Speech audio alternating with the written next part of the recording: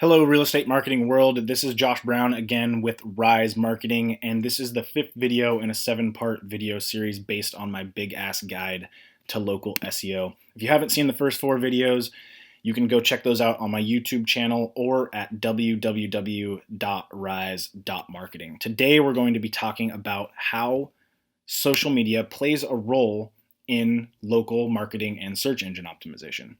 So now you might be saying, I thought this was an SEO guide. What are we doing talking about social media? And my response to you is that in the new world of marketing, in the new digital world, you can't segment, you can't separate search engine optimization from social media. Everything's becoming interconnected. Even 5 years ago, there was kind of this phenomenon taking place where there were a lot of different marketing tactics being put into silos and they weren't communicating with each other. So you would have your advertising in one silo, you would have your website and search engine optimization in another, then you would have social media in another silo, and no one talked. But as the digital marketing landscape has changed and as Google's updated their algorithm to include more factors, these walls have started coming down and forcing people to create an integrated marketing approach. Now, this does tend to hamstring real estate agents quite often because what happens is you guys are so time strapped that it's really difficult to wrap your head around all of the different aspects of marketing. And that does present a pretty big problem, and especially when you have all these marketers out there pitching silver bullet tactics. They say, if you do Facebook ads, we can promise we're going to make you successful. Or if you just have an excellent website, or if you just do social media, these are going to be the things that are going to make you successful. And they're just one-off tactics. They're single tactics that they're telling you are going to make you successful in the digital marketing landscape, and unfortunately that's just not true. It's going to require an integrated approach today if you want to be truly excellent at digital marketing. So let's talk about how that integrated role works between social media and search engine optimization. The quickest way to explain this is through a phenomenon called social proof. This is a psychological phenomenon that we've known about for a long time, but today it's kind of been brought into the digital era. And essentially, social proof, according to Wikipedia, is a psychological phenomenon where people assume the actions of others in an attempt to reflect correct behavior for a given situation. So, more or less, if someone sees someone else doing something, they're more likely to do that as well. So, let me give you an example. If there's a blog post that you put up and it gets a lot of Facebook likes, there's a good chance that other people are going to sit back and say, hey, well, a lot of people are liking this. I should probably like that too. It's called social proof. You've heard your parents say, just because everyone else jumped off a bridge doesn't mean you should do it too. But the essence of that is social proof. If everyone's jumping off a bridge, there's probably a reason people are jumping off of a bridge. Not that that's an excellent thing to be doing, but that's the idea behind it. So search engines love social proof. If you think about it, if something gets a lot of likes or a lot of follows or a lot of shares, Google can sit back and look at that and say, hey, this is valuable. A lot of people are paying attention to this content or this person. And they can say, we can use that as a factor to determine if we should rank this higher for our customers, our audience, people that are searching on Google. Because remember, Google is looking to provide valuable, accurate content. Google's looking to provide things that people want to see. So if it gets shared a lot and gets a lot of Facebook likes, Google can, using the psychological phenomenon social proof, they can say, hey, if a lot of other people are liking this, maybe we should rank it higher to show it to more people and make sure that they're liking it as well.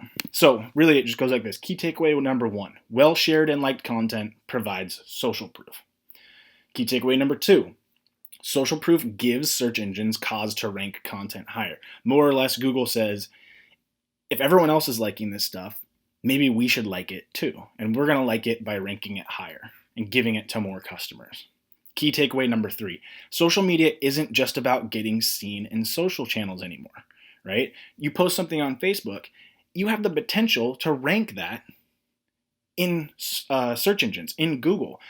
But even more than that, if your content is likable, Google's going to tend to rank it higher, meaning it's going to get seen by more people, meaning it has the potential to get liked by more people. So it's kind of this self-perpetuating cycle. And if you get really good at this, if you get good at creating excellent content that gets ranked high, meaning you're mastering social media and search engine optimization, you have this, dare I say the word, but you have this synergy, and you create this self-perpetuating upward feedback loop of likes and shares and more people seeing your content.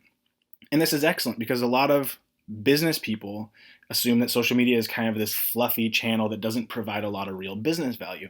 But when you can use social media to start actually driving real traffic to your website, the website that can create calls to action and leads for you, then it becomes this very concrete value to your business. So again, this goes back to the fact that you can't just be doing social media in one respect and then SEO. You need to be considering them together at all times. So now I have your attention. You know you should be doing this, but how do you do it? And the answer is, it's really simple, actually. It doesn't mean it's not going to take time, and it doesn't mean it's not going to take effort, but it's very simple. I can tell you in one sentence the way to create excellent social media content, and that is to be valuable. Create awesome content. So focus on things that your customers want to see. So Gary Vaynerchuk is a very prolific marketer. If you haven't read his book, Jab, Jab, Jab, Right Hook, and you have some extra time, I highly recommend you read that book. It's all about social media, and it's a great read. But his quote, and you can see it down there in the green box, consumers, they're on there, speaking of social media, for value. And that value can take many forms. Sometimes it's in a few minutes of respite from the stress of a busy day. Maybe it's just a comic or something that makes them laugh, or it's happy. Or sometimes it's entertainment. Sometimes it's information, news, gossip, a friendship, a sense of connection, or a chance to feel popular or an opportunity to brag. All of those things provide value. So now you can look at those and see, okay, well, which of those relate to me and my business and my audience, and how can I do those things on social media to provide value? So for most people, I'd recommend just starting with creating awesome content. If you have a blog, create blog posts that aren't just loaded with keywords and designed to be ranked high based on your keywords, and your title tags are optimized, and your headers have the right keywords in them, and you're putting the right descriptions and meta tags in them. That stuff's all great, and you should do that. But first and foremost, create content that people actually want to consume, right? You create a good blog post, someone sees it, they like it, literally they like it, they put it on Facebook, and then other people see it, and then they like it and share it. And then before you know it, you have a lot of social proof, and Google says, hey, a lot of social proof came through, let's tend to rank this page higher. So really it comes down to the simple fact you need to create valuable content. Okay, so where do you start? I'm not going to sit back and tell you this is a social media guide. It is not. Maybe I'll create one of those someday, but I do want to give you just at least a point in the right direction of how you should be thinking about where to start with social media.